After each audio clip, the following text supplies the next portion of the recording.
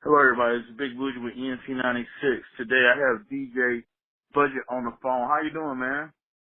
I'm just chilling, man. Just chilling. Well, in case everybody doesn't know, DJ Buget Money is from Portland, Oregon. Am I correct? Yeah. And this is going to be a great interview because I don't get to interview people that I want to interview. So, him being, this is for listeners, this is the triple threat. He's a party DJ, a producer, and a battle DJ. And for a lot of people who don't know, a lot of times people can't really go between the battle DJ and the party DJ. And for you to be able to do that and then step into the production world, like, I commend you. Can you tell the listeners a little bit how you got started with music? Oh man, I mean, it was like the one time, like, you go out, you don't know what you want to buy from the store, right? You're like a little kid in a candy shop and like, what do I want? Everything, I want all of it, right? And I was like, so it was this big old Saturday afternoon. I want to buy a tape. I was like, I got that little waterproof cassette tape, yellow with the AM FM radio on built into it. I was like, oh, okay. Yeah, so, yeah. I was like, I want to buy a tape. I just got this, I cut a bunch of grass. I'm like, yeah, I want some tapes. So the first tape was like Dodge Effects, UTFO, and Public Enemy. I was like, alright. So then I started getting into that kind of like that genre. And then like, the 80s and 90s. And then when I really got into it is when like one of my good friends, he's just like, yo, man, I see you getting too much trouble. I was like, man, you need to step into this, like, DJing world of mine. I was like, what are you talking about? I was like, well, just come over, man. And then all of a sudden, it's just like, I was like, wow. I was always wondering what that noise was, or why all these weird samples are coming from. And then it just starts, like, my eyes started opening. I'm like, this is what I'm going to do. This is what I'm going to do. Yeah, I mean, literally, I got in too much trouble where I was just like, everybody's like, you need to come over here. No, you need to come over here. I mean, I got friends in like, I know are Norteños and Sonoreños and like some like Filipino, cause I'm not Filipino and a lot of my friends, I don't even know if they're even around. They're in Cali all gang bang up. I mean, I have a good friend, he's in the drug game. I mean, I just stepped away from all that shit. Sorry, my bad. No, you My good. bad. We'll edit it. But It's hard. So it's just like, well, but yeah. We're what I like that you're candid about is that a lot of kids get lost in the streets, they get lost in the drugs, they get lost in the gangs, and you got lost in music. And I think that's a subject that a lot of people miss, that music can save lives, can really change a person's life to get them out of bad situations. Now, I'll let you continue. Yeah. Oh yeah, I felt like hip hop actually saved me. And it's like I owe hip hop everything. And people don't know, like, oh, you ain't hip hop. I'm like, it doesn't matter.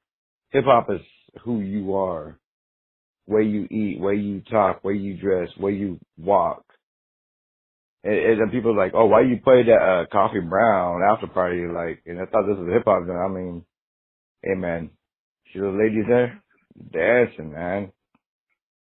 Mm-hmm. But see, that's the thing I mean. Like, I just finished DJing event outside for the back to school. We had a pop up shop, and Nice. a lot of DJs don't realize when you look out in the crowd and you see the women or you see the girls or you see a certain demographic, you have to know those records that crowd likes. And that's how you make the party jump. And, a lot of battle DJs, they have certain records or certain styles of music that they're going to spin. I've seen battle DJs who try to transition over and they want to come into a party and play Gangstar and bring it back, which is great. I love it. But does of 90% of the other people who are not into that genre of music that way, do they want to hear it? And for you to be able to notice that, and at an early age and getting the music and know that, that's tremendous, man. I mean, yeah, it's very, in the beginning, it's a lot of studying, you know, and cats nowadays, they just got that little app on their phone that can figure out how fast that song is. I'm like, well, you got Serato, you can just tap it out, right? But can you do it the old school way? I'm like, what are you talking about? Pause. You got to tell them how to do it the old school way, because a lot of these young cats, like, yeah. You know, they don't even know what 1200s are. So please explain to them how you used to have to find the tempo of the record. Well, I look at the beats like, you know, like there's 4 quarters for $1. You know, there's 4 measures, you know, the 1, 2, 3 and 4, and then they go 2, 2, 3 and 4, and then you start counting. And then I think cats, like, in the beginning, I did the long way. I count the whole minute, figure it out. Then I'm like, wait a second. Why can't I count a half a minute? Oh, wait a second. Why can't I count a quarter of that minute of the kick and the snare and figure out that? And then you times that by 4 and you already figured out your whole minute. I'm like, oh, okay. So then, like, you're basically, it's just a rough, quick math. Oh, okay. I counted like 98 something. There's probably extra couple. Like, well, at least I got to the 98. Oh, okay. And then, like, the next song, it could be 100. I can smash the 98 to 100. I can lower the 100 down to 99 and put the 98 to 99, and then you got it. And all I really need is, like, in the beginning, I always buy all the full lengths because I didn't know what songs I want from them. I'm like, forget that. I start buying the 12-inch versions. I get doubles of everything. Because I first started, like, first thing on the 1200s was, like, juggling. Juggle. Then I went into scratching. Huh? Go ahead. I said, go ahead. Yeah, the juggling is like, brings me back to like, because of what, like, Flash, all those cats, I'm like, in order for the breakers or B-boys, B-girls, I just lost track of that word. It says that of B-boys. B-boys, B-girls, breakers. I mean, for them to get down, we have to take that break out of that, and we can convert that 20 seconds into the longest time ever, is just because we have to be on point on that juggle. And basically, for all the listeners out there who are trying to figure out what he's saying, if you watch the Get Down series, when they found out what the Get Down is, that breakdown in the beat, you just take those 2 records and you bring it back. But now, the thing is, it takes a lot of practice to be flawless when they're bringing it back, so it seems seamless, almost like a sample. And and then once you get that flow, or as my man used to say, that sway, because once you got that juggle going back and forth and that sway going, then the party's gonna start rocking. It's gonna start rocking, especially with certain crowds. Now I'll let you continue. Yeah, and then like, you got old school DJ compared to the new guys. Like, I mean, you take these new cats, give them some records, and they'll just probably play it. I'm like, I can tell this cat's been around. I mean, I look at his record, I'd be like, okay, there's a sticker there, there's a mark on the record there. There's like, even though all my records are all queued up. I mean, literally, I got everything. So like, from one song, from a clean version for a radio station, for a dirty version to nightclubs, whatever, all my records have like marks all over it. Even if it's like some records are like not actual black records, they're like, maybe it'd be a different color, like a yellow or white.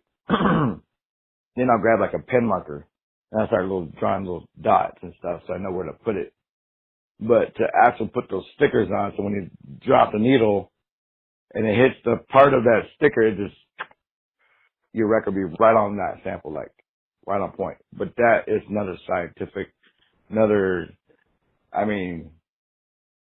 there's a few people I know, like even Portland, there's like another cat I know, it's like all his records are marked up, so I know he's been doing it like how I used to do it. You know, we have to mark our records before we go to the clubs because Yeah, it's just all like my records are marked.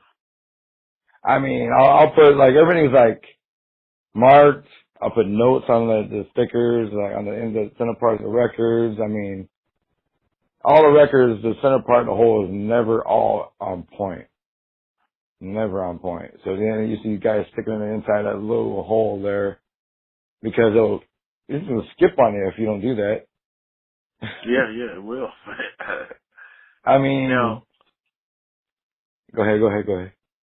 no. I'm gonna let you finish, but what I want to transition is, how did you go from DJing to production? Oh, the production. I mean, it's just like, I was doing it for a while, and then when the Roland 909 came out, right, I was like, I'm getting that. I was like, I want to make a beat that I can just sit around and scratch to.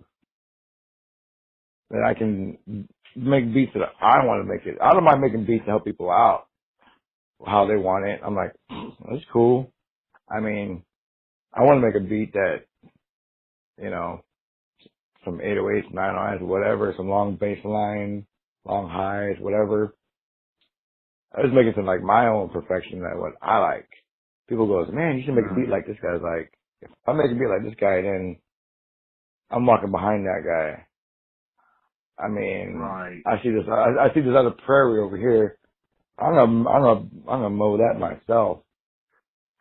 I mean, y'all want to walk with me? I mean, you can sit right next to, like, left and right of me, but you want to sit behind me, that's cool, but whatever floats your boat. I mean, I walk side by side anyway, but I'm not gonna walk behind nobody.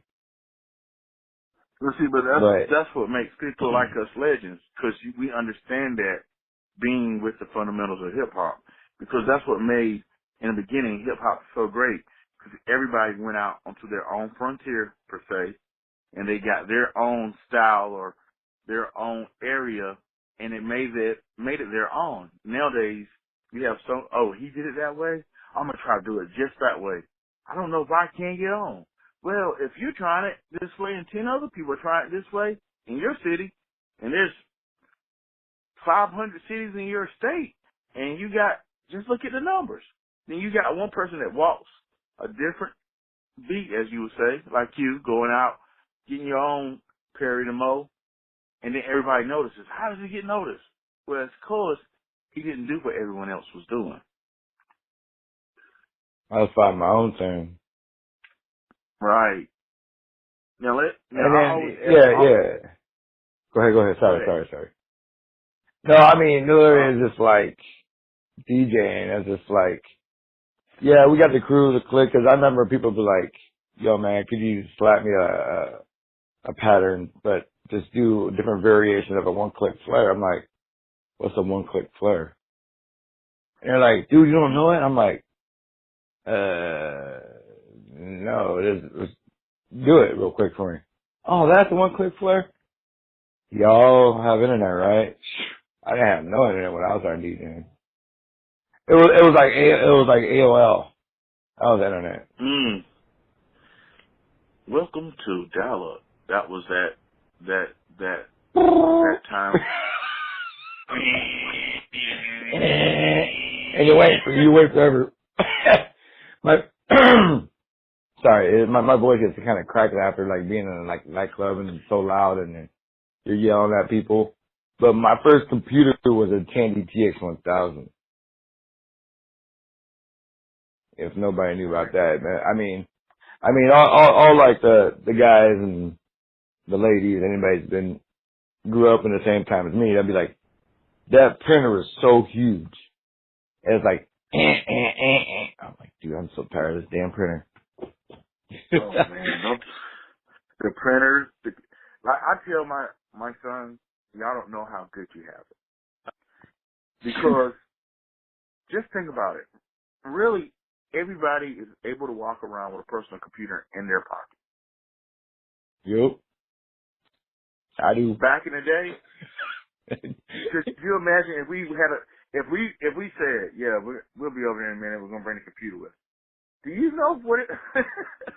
Yeah, there's a lot. I mean, I might have to have a little red little wagon taken with me. You're gonna have to have a little wagon. Now, Uh,